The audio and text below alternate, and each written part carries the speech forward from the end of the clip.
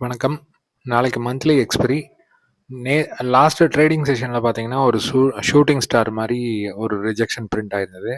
இதைய கன்ஃபார்ம் பண்ணுற மாதிரி இன்னைக்கு வந்து லாஸ்ட் ட்ரேடிங் செஷனை விட கீழே தான் க்ளோஸ் பண்ணியிருக்காங்க. நாளைக்கு என்ன நடக்கலாம் டீட்டெயில்ஸ் பார்த்துலாம் வாங்க. இங்கே கொடுக்கக்கூடிய தகவல் எல்லாமே எஜுகேஷனல் பர்பஸ்க்கு தாங்க. டிஸ்க்ளைமர் ரீட் பண்ணிக்கோங்க.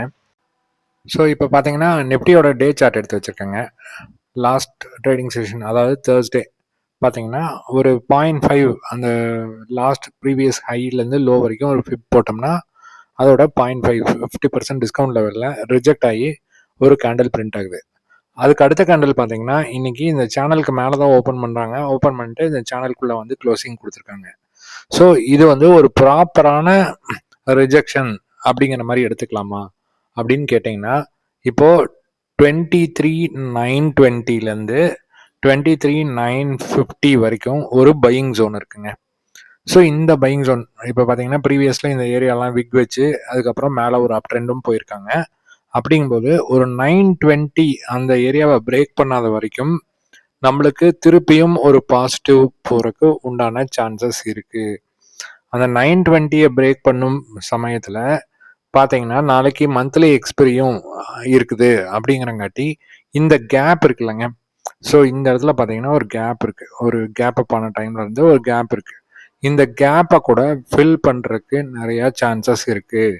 ஸோ நாளைக்கு வந்து ஃப்ளாட் ஓப்பன் அப்படிங்கிற மாதிரி இருந்தா இந்த சேனலோட எட்ஜ் உண்டான 24,030 20 அந்த ஏரியாவில் ஒரு ரிஜெக்ஷன் பிரிண்ட் பண்ணிக்கிட்டு திருப்பியும் கீழே வரக்கு வாய்ப்புகள் இருக்கு.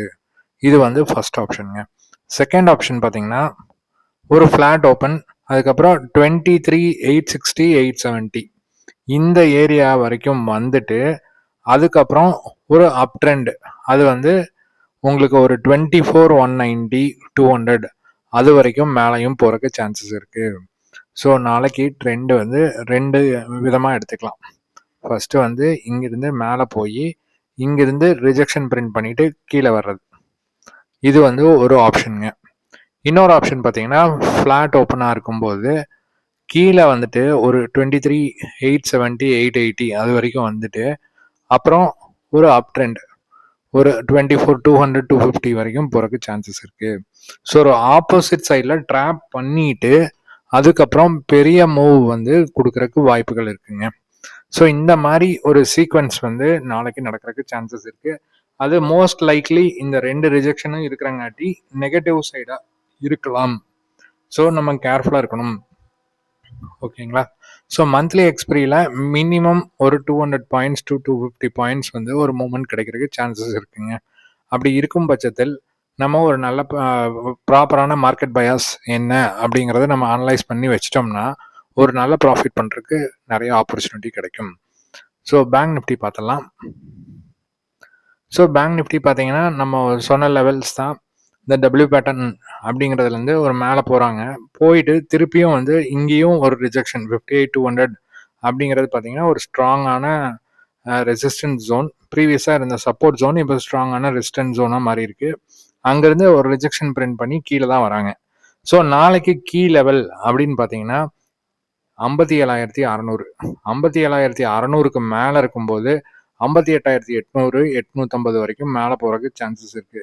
57,600 கீழே சஸ்டெயின் ஆகும்போது மினிமம் 57,200 57,150 இந்த கேப் 56,870 இது வரைக்கும் கீழே இறங்குறதுக்கு நிறைய வாய்ப்புகள் இருக்கு. ஸோ இந்த கேப்பையும் மார்க் பண்ணி வச்சுக்கோங்க. ஸோ இந்த கேப்பை ஃபில் பண்ணுற வரைக்கும் கீழே இறங்குறதுக்கு நிறைய சான்சஸ் இருக்குங்க.